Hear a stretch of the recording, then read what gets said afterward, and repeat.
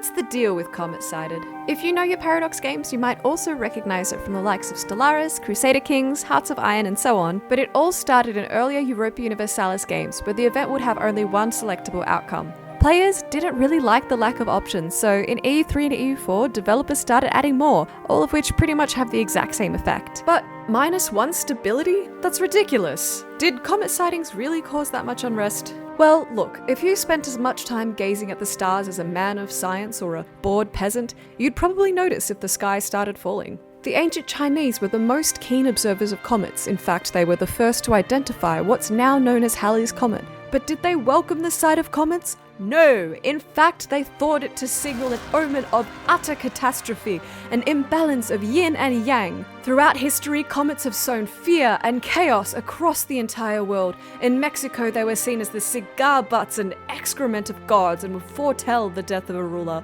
much like in Europe, where they also represented disasters like crop failure. It wasn't until the 18th century, with advances in astronomical science, that comets were viewed with a little less fear. After all, what's the danger? It's not like a comet could